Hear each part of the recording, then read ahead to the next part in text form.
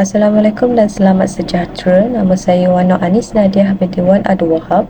Nombor matrik 281960. Saya akan menerangkan tentang mengapa kes-kes tersebut didakwa di bawah Akta tersebut, iaitu Akta Hak Cipta 1987. Melalui kes pertama, iaitu antara pendakwa raya dengan Chan Chun Tat. Perbicaraan kes di bawah Akta Hak Cipta 1987 di bawah Seksyen 41-1, iaitu pelanggaran hak cipta. Kes pertama ni didakwa di bawah Akta Hak Cipta kerana didapati bahawa responden mempunyai salinan karya-karya tertentu yang telah dituntut oleh pemilik karya berkenaan. Kes ini berkaitan dengan hak cipta kerana menurut Seksyen 36, iaitu pelanggaran hak cipta berlaku apabila seseorang tanpa lesen mempunyai salinan karya terbabit dan pelakuan tersebut dikawal oleh akta ini. Kes ini didakwa di bawah akta ini juga kerana apabila melakukan pemeriksaan, didapati bahawa 44 buah komputer milik responden, didapati kesemua komputer tersebut memiliki perisian Warcraft 3 Regent of Chaos dan Warcraft 3 The Frozen Throne. Responden memberi kepercayaan kepada seseorang juruteknik untuk mengubah sual perisian komputer dan membuat sistem baru. Dan analisis telah dijalankan berdasarkan perisian komputer tersebut dan didapati bahawa dapat dibuktikan bahawa permainan game wujud di dalam komputer milik responden dan telah disabitkan kesalahan di bawah Akta Hak Cipta 1987. Selain itu, melalui kes kedua, iaitu Salihah Hussein lawan Abdul Wahid Nasir dan yang lain, perbicaraan di bawah kes Akta Hak Cipta 1987, iaitu melibatkan hak cipta karya sastera. Hal ini kerana kes kedua ni didakwa melibatkan persamaan antara skrip plaintiff dengan skrip drama yang disiarkan oleh defendant. Selain itu, kes ni didakwa berdasarkan Akta Hak Cipta kerana menurut Seksyen 12-A, karya sastera termasuk novel, cerita, buku, risalah, manuskrip, karya syair dan penulisan lain, dan juga 12-B menerusi karya sastera lakonan, drama, arahan pentas, senario filem, skrip siaran, karya koreografi dan juga pantomim merupakan di bawah Akta Hak Cipta. Berdasarkan kes kedua, jelas menunjukkan bahawa terdapat persamaan skrip plaintiff dengan skrip drama defendant. Yang pertama, kerana persamaan bukan sahaja persamaan dari segi perkataan, kerana dalam Seksyen 36 di bawah akta ini, hak cipta dilanggar apabila seseorang itu melakukan peniruan tanpa lesen kepada pemilik karya tersebut. Menurut Seksyen 37-1, tindakan terhadap pelanggaran hak cipta boleh diambil tindakan dalam apa-apa perintah lain yang patut difikirkan oleh mahkamah. Seterusnya, melalui kes ketiga antara Telaga Biru Sendirian Berhad dan Karya Bestari Sendirian Berhad, perbicaraan kes di bawah Akta Hak Cipta 1987, iaitu melibatkan hak cipta didakwa terkandung dalam teks Al-Quran terbitan plaintiff. Berdasarkan kes ketiga ni, plaintiff adalah salah sebuah syarikat yang menerbitkan buku, majalah dan bahan bacaan berkaitan dengan agama Islam. Dakwaan plaintiff terhadap pihak pertama yang menggunakan teknik penjelahan dalam menada tempat wakaf adalah sama, tetapi dalam kes ini bahan bacaannya menggunakan kaedah penjelahan antara menerusi teks Al-Quran tu. Menurut Seksyen 8-1-A, mendapati bahawa terjemahan, penyesuaian, susunan dan perubahan lain karya layak bagi hak cipta, serta berdasarkan B pula, koleksi karya bagi hak cipta ataupun nyusunan dalam bentuk boleh dibaca atau bentuk lain layak menjadi hak hasil hak cipta intelek dan dilindungi di bawah Akta Hak Cipta.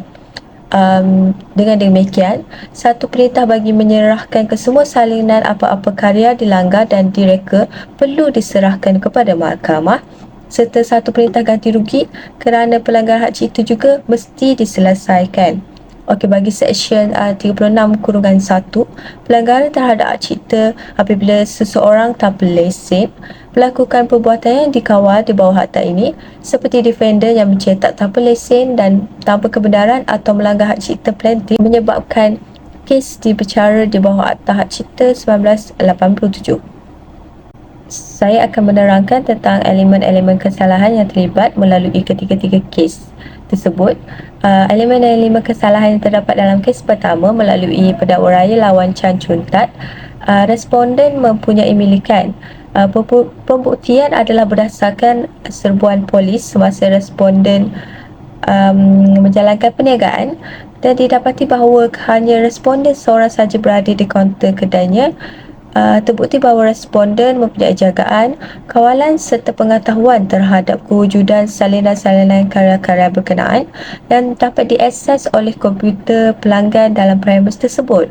Elemen kesalahan terlibat iaitu mengikut Seksyen 41(D) ada dalam miliknya jagaan atau kawalan bagi apa-apa kegunaan selain daripada kegunaan persendirian dan domestik, apa-apa salinan langgaran dan kesalahan menurut Seksyen 41(G) membuat atau ada dalam milikannya apa-apa perekaan yang digunakan atau bertujuan untuk digunakan bagi membuat salinan langgaran. Selain itu, pembuktian terhadap kegunaan selain daripada kegunaan persendirian atau domestik. Hal ini kerana responden memiliki perniagaan iaitu sebuah perniagaan syarikat Dinet, dan dengannya ada 10 orang pelanggan di premis berkenaan semasa serbuan polis dijalankan, dan didapati bahawa 44 buah komputer terlibat dalam salinan langgaran tersebut. Kes kedua melibatkan elemen-elemen kesalahan hak cipta melalui karya sastra, iaitu jalan cerita dan idea drama televisi sangat menyamai cerpen, skrip drama dan telah diperbaiki oleh plaintiff. Plot-plot penceritaan yang telah disiarkan menerusi drama tersebut sangat sama dengan skrip drama dan cerpen yang telah diperbaiki oleh plaintiff. Teknik-teknik yang digunakan juga menyamai plaintiff, khususnya bagi teknik imbasan yang tidak ubah seperti dalam skrip drama tersebut, dan dialog-dialog juga dalam drama tersebut sangat menyamai keadaan atau persekitaran yang terdapat dalam cerpen, skrip drama dan skrip drama yang telah diperbaiki oleh plaintiff. Elemen kesalahan yang terlibat mengikut Seksyen 41(A) iaitu membuat untuk jualan atau sewaan atau dagangan, mendedahkan atau menawarkan untuk dijual atau disewakan apa-apa salinan langgaran. 41(B) mengadakan salinan langgaran adalah didapati bersalah di bawah Akta Hak Cipta 1987. Plaintiff mengemukakan bukti dengan panjang lebar tentang persamaan dari segi plot, watak dan skrip yang telah skrip antara skrip drama dan skrip cerpen plaintiff. Jelas terbukti bahawa defendant telah meniru plaintiff kerana kebanyakan tempat mempunyai banyak persamaan dan tidak logik sekiranya ia berlaku secara kebetulan. Menerusi kes ketiga, elemen-elemen kesalahan terdapat dalam kes ini adalah karya pertama yang dimiliki oleh defendant juga mengandungi ayat Al-Quran menggunakan konsep menyelahkan tempat penanda wakaf ibtida, iaitu dengan cara menyelahkan latar belakang ayat tersebut dengan menggunakan warna biru, hijau dan merah. Plaintiff mengadakan satu perjumpaan dengan defendant tentang pelanggaran hak cipta ke atas karya-karya plaintiff dan menggesa defendant berhenti dalam melanggar hak cipta dan karya-karya milik plaintiff. Kesalahan mengikut Seksyen 41(2) menyatakan bahawa mana-mana orang yang mempunyai milikan, jagaan atau kawalannya 3 atau lebih salinan langgaran terhadap suatu karya atau rakaman dalam bentuk yang sama, hendaklah, melainkan jika dibuktikan sebaliknya, apa kegunaan selain daripada kegunaan persendirian atau domestik. Pihak pelantik mendakwa bahawa karya-karya milik defendant telah mendatangkan masalah dan menyebabkan kekeliruan, kerugian dan kerosakan yang agak serius kepada plaintiff. Seterusnya, tempat wakaf dan ibtidak terdapat dalam karya milik defendant adalah dianggarkan lebih kurang 50% hingga 70% mempunyai persamaan tempat wakaf dalam karya ketiga plaintiff. Oleh itu, kesalahan di bawah Seksyen 41(A) membuat untuk jualan atau sewaan atau apa-apa salinan langgaran, dan Seksyen 41(C) mengadakan salinan langgaran adalah merupakan elemen-elemen kesalahan yang terdapat dalam kes ini. Assalamualaikum dan salam sejahtera. Nama saya Farah Aisyah binti Abdul Hadi, nombor matrik 281481. Saya akan menerangkan tentang elemen-elemen kesalahan yang serupa yang terdapat di dalam 3 kes berikut.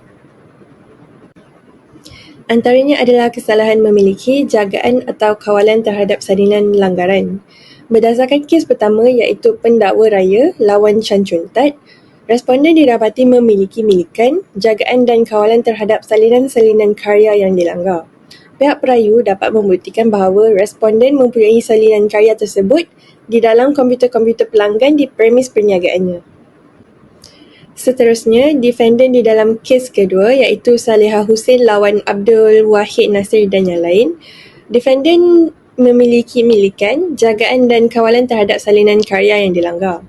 Defendant didakwa menyalin dan menggunakan karya sastera plaintiff tanpa izin. Terdapat persamaan dalam skrip antara karya plaintiff dan karya defendant yang menunjukkan bahawa defendant memiliki dan mengawal salinan karya yang dilanggar tersebut. Berdasarkan di dalam kes ketiga iaitu Telaga Biru Sendirian Berhad lawan Karya Bestari Sendirian Berhad, defendant memiliki milikan, jagaan dan kawalan terhadap salinan-salinan karya yang dilanggar. Plaintiff mendakwa bahawa defendant memiliki dan mengendalikan salinan-salinan karya yang dilanggar yang mengandungi ayat Al-Quran dengan teknik penyalahan tempat wakaf. Elemen kesalahan yang seterusnya adalah persamaan dalam karya yang boleh didapati di dalam kes kedua dan kes ketiga. Di dalam kes kedua, defendant didakwa menyalin dan meniru sebahagian besar dari karya sastera plaintiff, termasuk persamaan dalam jalan cerita, plot, watak dan skrip drama. Plaintiff mempersembahkan bukti yang menunjukkan adanya persamaan antara skrip drama plaintiff dengan skrip drama defendant. Persamaan ini merangkumi elemen-elemen seperti jalan cerita, watak, plot penceritaan serta teknik-teknik tertentu dalam pengarahan dan pementasan drama. Manakala untuk kes ketiga, defendant juga didakwa meniru dan menyalin sebahagian besar dari karya plaintiff, terutamanya berkaitan dengan penggunaan teks Al-Quran dengan teknik penyerlahan tempat wakaf. Plaintiff mendakwa bahawa defendant menggunakan teknik yang sama, iaitu menyerlahkan latar belakang ayat Al-Quran dengan menggunakan warna biru, hijau dan merah dalam karya mereka. Persamaan ini melibatkan penggunaan teknik tertentu dalam memvisualisasikan ayat Al-Quran dan menyerlahkan tempat wakaf. Seterusnya, kita akan meneliti hukuman non-violence yang dijatuhkan ke atas plaintiff. Terdapat 3 kes yang kita akan teliti iaitu pertama, kes pendakwa raya lawan Chan Chun Tat, yang kedua, kes Saleha Hussein lawan Abdul Wahid Nasir dan juga yang lain. Yang terakhir sekali adalah kes Telaga Biru Sendirian Berhad dan Karya Bestari Sendirian Berhad. Kes pertama iaitu pendakwa raya melawan Chan Chun Tat. Berdasarkan kes pertama iaitu kes pelanggaran hak cipta melibatkan karya komputer iaitu perisian permainan komputer seperti Warcraft 3, Blizzard The Frozen Throne Entertainment dan juga Warcraft 3, Blizzard Reach of Chaos Entertainment oleh Premis Denied. Pihak pendakwa telah mendapati bahawa Premis Denied ini telah melakukan satu kesalahan di bawah Seksyen 41/1 di Akta Hak Cipta. Setelah perbicaraan dilakukan, pihak magistrat telah menjatuhkan hukuman di bawah Seksyen 41/1 Akta yang sama iaitu hukuman maksimum penjara 5 tahun dan denda RM20,000 atau kedua-duanya. Seterusnya, kes kedua, Saleha Hussein lawan Abdul Wahid Nasir dan yang lain. Dalam kes ini, terdapat perbezaan berbanding kes yang pertama sebelum itu, iaitu pihak magistrat telah mengambil kira faktor-faktor lain seperti tekanan perasaan yang dialami oleh plaintiff akibat pelanggaran hak ciptanya itu. Maka dalam kes ini, ganti rugi sebanyak RM20,000 di bawah Seksyen 37 Akta 1 patut diberikan kepada plaintiff. Malah, ganti rugi tambahan di bawah Seksyen 37/2 Akta jumlah sebanyak RM50,000 adalah berpatutan untuk diberikan kepada plaintiff oleh defendant pertama, defendant kedua dan juga defendant ketiga. Pihak magistrat juga telah menjatuhkan hukuman agar ketiga defendant ini untuk membayar kos kepada plaintiff dan juga faedah kadar sebanyak 8% dan kedua jumlah ganti rugi itu sebanyak RM20,000 dan juga RM50,000 daripada tarikh penghakiman sehinggalah tarikh pembayaran sepenuhnya. Kes ketiga iaitu Telaga Biru Sdn Bhd lawan Karya Bestari Sdn Bhd. Kes tiga ini perlu sangat berbeza berbanding kes yang pertama dan kedua kerana di dalam kes ini pihak pelantif telah didenda untuk membayar kos kepada pihak mahkamah kerana dakwaan pelantif terhadap defendant adalah sangat tidak kukuh dan tiada bukti yang cukup relevan. Baiklah, dari aspek undang-undang hak cipta, pihak magistrate berpendapat bahawa pihak plaintiff gagal atas imbangan kebarangkalian untuk membuktikan bahawa karya-karya plaintiff layak untuk mendapatkan hak cipta. Namun, meskipun karya-karya plaintiff layak mendapatkan perlindungan hak cipta, keterangan yang dikemukakan tidak mencukupi untuk membuktikan atas imbangan kebarangkalian terdapat pelanggaran hak cipta oleh defendant berkaitan dengan karya-karya plaintiff. Oleh hal demikian, pihak mahkamah telah menolak saman plaintiff dengan kos. Maka plaintiff harus membayar kepada mahkamah. Itu sahaja. Berdasarkan 3 kes berikut, terdapat beberapa elemen pembelaan di dalam setiap kes. Berdasarkan di dalam kes pertama, elemen pembelaan yang pertama adalah kegagalan pendakwa membuktikan elemen-elemen pertuduhan secara prima facie. Pihak perayu berpendapat bahawa pendakwa gagal membuktikan dengan jelas bahawa responden memiliki, mengendali dan mengetahui adanya salinan langgaran karya-karya tersebut. Pembelaan ini telah mencabar keberhasilan pendakwa dalam membuktikan kes prima facie dan menyatakan bahawa responden tidak boleh dihukum jika pendakwa gagal memenuhi keperluan pembuktian. Elemen pembelaan yang kedua adalah ketidakditerimaan akuan berkanun kerana ketidakhadiran deponen hadir dalam memberikan keterangan. Pembelaan ini berpendapat bahawa ketidakhadiran deponen iaitu Dr. Lim Mok Guan menyebabkan akuan berkanun tidak dapat diterima sebagai keterangan dokumen yang sah. Mereka menuntut bahawa pengesahan dan kekuatan bukti tersebut diragui kerana kegagalan deponen hadir dalam memberikan keterangan. Elemen pembelaan yang ketiga adalah kekuasaan mendepuskan akuan berkanun oleh pengarah syarikat. Pembelaan ini menyatakan bahawa pengarah syarikat tidak memiliki kuasa untuk mendepuskan akuan berkanun di bawah Seksyen 42 Akta Hak Cipta. Mereka berpendapat bahawa hanya Cindy Mutiara sebagai wakil pengedar yang memiliki kuasa untuk mendepuskan akuan berkanun. Elemen pembelaan ini bertujuan untuk menimbulkan keraguan terhadap kekuatan bukti yang dikemukakan oleh pendakwa. Berdasarkan keputusan yang diberikan, pihak perayu berhasil menggunakan elemen pembelaan tersebut dan memenangkan rayuan mereka. Oleh itu, keputusan Puan Hakim Mahkamah Seksyen dibatalkan dan responden ataupun yang tertuduh dipanggil untuk membela diri terhadap pertuduhan pindaan tersebut. Bagi kes kedua pula, elemen pembelaan yang pertama adalah penafian nyataan dan tuntutan plaintiff. Defendant menafikan penyataan dan tuntutan yang diajukan oleh plaintiff. Pembelaan ini menunjukkan bahawa mereka tidak bersetuju dengan klaim dan tuntutan plaintiff dan menolak tanggungjawab terhadap pelanggaran hak cipta yang dituduhkan.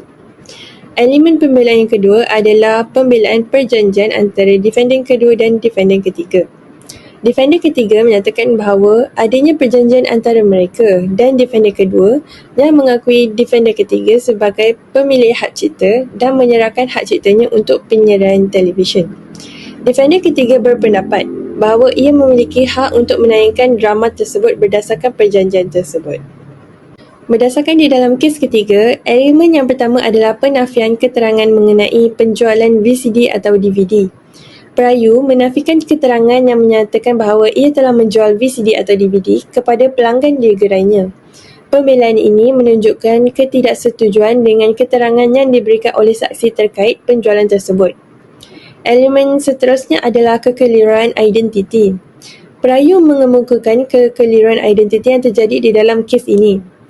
Perayu asalnya menyatakan nama beliau sebagai Kok Fu Tiam, tetapi setelah disiasat, didapati bahawa nama sebenar beliau adalah Low Ming Kiat. Perayu menghujahkan bahawa terdapat penjelasan mengenai kekeliruan identiti tersebut dan dakwaan mengenai kekeliruan identiti itu oleh peguam bela terpelajar adalah tidak berasas. Pembelaan ini bertujuan untuk meragukan kebenaran klaim peguam bela terpelajar tentang kekeliruan identiti tersebut. Elemen yang ketiga adalah tindakan penjelasan identiti orang lain.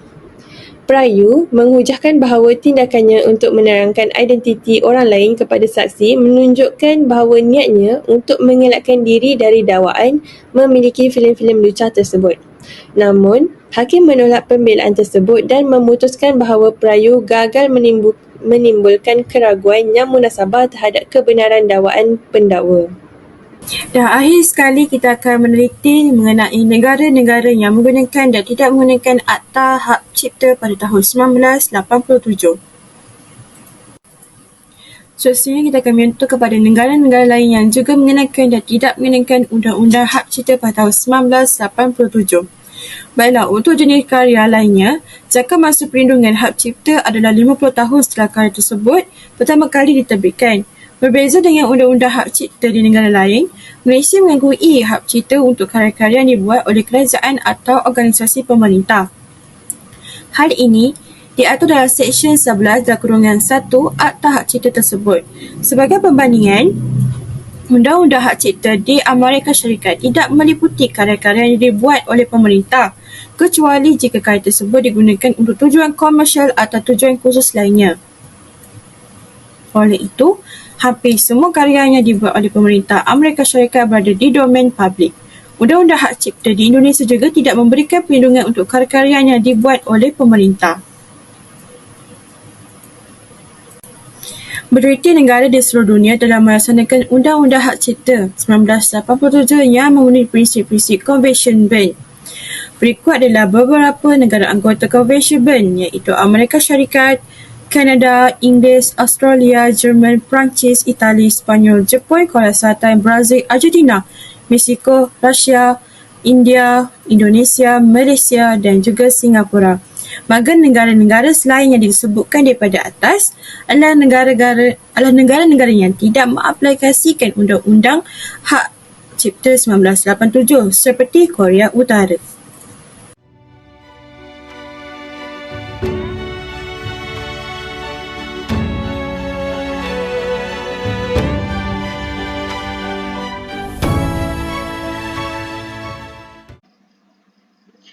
Bangun.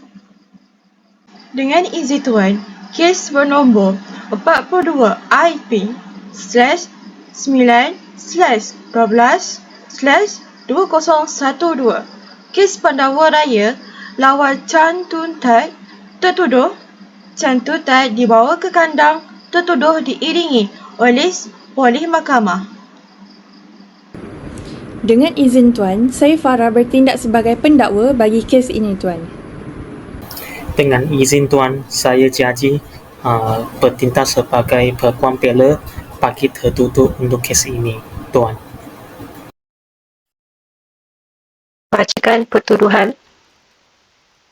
Bahawa kamu, Chan Tun Tat, pada 26 Julai 2011, jam lebih kurang 12.45 tengah hari, di premis DNet 20033 di Alamanda Kondo, Jalan Pudu Impian 56100 dalam daerah Ceras di dalam negeri wilayah Persekutuan Kuala Lumpur telah didapati memiliki bagi apa-apa kegunaan selain daripada kegunaan persendirian dan domestik, iaitu 2 unit salinan langgaran karya sastra dalam bentuk program komputer ataupun permainan komputer seperti Warcraft 3 Rings of Chaos dan Warcraft 3 The Frozen Throne. Tatkala hak cipta wujud dan masih wujud bagi karya tersebut, dan dengan itu kamu telah melakukan suatu kesalahan di bawah Seksyen 41 (1) D Akta Hak Cipta 1987 dan boleh dihukum di bawah Seksyen 41 (1) Akta yang sama. Adakah anda mengaku bersalah? saya mengaku tidak bersalah dan mohon dibicarakan. Baiklah, pihak pendakwa, adakah anda sudah bersedia untuk prosedur seterusnya? Ya Tuan, pihak pendakwa bersedia dengan 3 orang saksi Tuan dan mohon direkodkan. Pihak pekuan bersedia untuk memulakan perbicaraan. Dengan izin Tuan, mohon untuk memanggil SP1 iaitu Inspektor Nadia. Bahawa saya, Inspektor Nadia, dengan ini mengaku bahawa segala keterangan yang saya berikan adalah benar belaka dan tidak ada yang tidak benar belaka. Dengan izin Tuan, pada tarikh 26 Julai 2011, anda berada di mana? Saya berada di premis berkenaan menuju ke kaunter di mana tertuduh berada di dalam kaunter tersebut. Dengan izin Tuan, apakah tindakan lanjut kamu seterusnya dan apakah butiran-butiran yang kamu perolehi daripada serbuan tersebut? Pada hari kejadian, saya memperkenalkan diri sebagai inspektor polis dan dapat saya sahkan bahawa terdapat pelanggan-pelanggan datang ke kaunter untuk membuat pembayaran kepada tertuduh melalui billing system.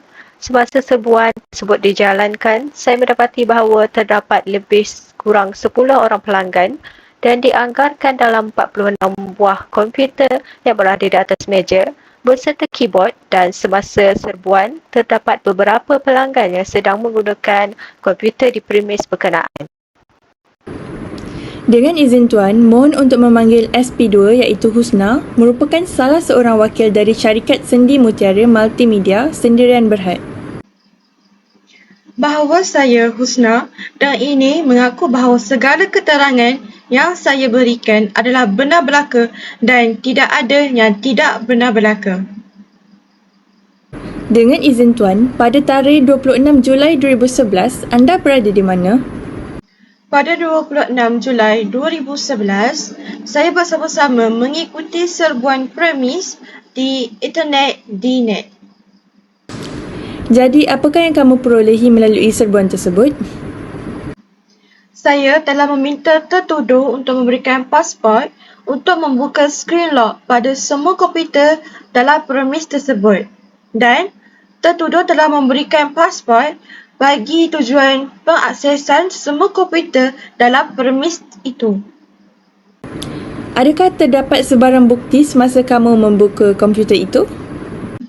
Ya, hasil pemeriksaan ke atas 44 buah komputer tersebut terdapat perisian Warcraft 3 Range of Chaos dan Warcraft 3 The Frozen Throne, iaitu karya-karya tersebut, manakala 2 buah lagi komputer didapati tidak berfungsi dan rosak. Dengan izin Tuan, mohon untuk memanggil SP3 iaitu Jiaji yang merupakan juruteknik dan perniagaan DNet adalah merupakan salah seorang pelanggannya. Bahawa saya Jaji dengan ini mengaku bahawa segala keterangan yang saya berikan adalah benar belaka dan tidak ada yang tidak benar belaka. Adakah anda bertindak atas segala penyelenggaraan sistem ke atas premis perniagaan DNet? Benar, saya yang memberikan penyelenggaraan maintenance dan baik pulih komputer serta membuat sistem dalam DNet. Saya mengesahkan tertuduh adalah pemilik perniagaan tersebut dan hanya tertuduh sahaja mengetahui berkenaan password akses kepada server. Dengan izin Tuan, itu sahaja daripada saya. Dengan izin Tuan, saya ingin bertanyakan soalan kepada saksi 3. Tadi kamu ada menyatakan hanya tertuduh sahaja yang mengetahui password akses kepada server tersebut. Persoalannya, bagaimana perisian-perisian tersebut boleh berada di dalam komputer ini? Saya tidak tahu. Saya tidak pernah memasukkan kedua-dua perisian permainan tersebut ke dalam komputer-komputer itu. Baik, adakah kamu benar-benar pasti bahawa tidak pernah memasukkan perisian permainan itu dan apakah hujah kamu? Ya, saya pasti. Ini kerana saya hanyalah juruteknik di premis berkenaan sahaja dan apa-apa kejadian terjadi selepas itu Saya tidak tahu kerana tugas saya sekadar membuat sistem sahaja. Jadi, di sini kamu mengatakan tertutup sememangnya mempunyai perizinan permainan sebelum kamu bertindak ke atas sistemnya. Tidak, kerana saya yang memeriksa dan memasukkan sistem serta bertanggungjawab ke atas sistem, saya tidak dapat menyatakan apa-apa tentang perizinan yang ada kerana saya tidak tahu tentang wujudnya perizinan itu. Baik, di sini kamu ingin menyatakan bahawa OKT bersalah kerana memiliki perizinan bermain komputer tersebut. Ya, tepat sekali. Dengan izin Tuan, itu sahaja dari pihak saya. Dengan izin Tuan, di sini saya kemukakan bukti perizinan permainan Warcraft 3, Reign of Chaos and Warcraft 3, Frozen Throne, dan saya serta bersama akta berkanun bahawa segala perizinan yang dimiliki OKT adalah milik asli pihak yang dituntut. Dengan izin Tuan, pihak kurang bela, sila nyatakan hujah anda berkaitan pernyataan tersebut. Dengan izin Tuan, pihak saya tidak dapat memberikan bukti tentang keterangan tersebut. Berdasarkan hujah dan keterangan saksi, mahkamah dengan ini menyatakan bahawa OKT disabitkan bersalah. Oleh itu, setelah mengambil kira fakta dan hujah dikemukakan kes, disabitkan kesalahan di bawah Seksyen 41-1 di Akta Hak Cipta dan boleh dihukum di bawah Seksyen 41-1 Akta yang sama, iaitu hukuman maksimum penjara 5 tahun dan denda RM20,000 atau kedua-duanya sekali.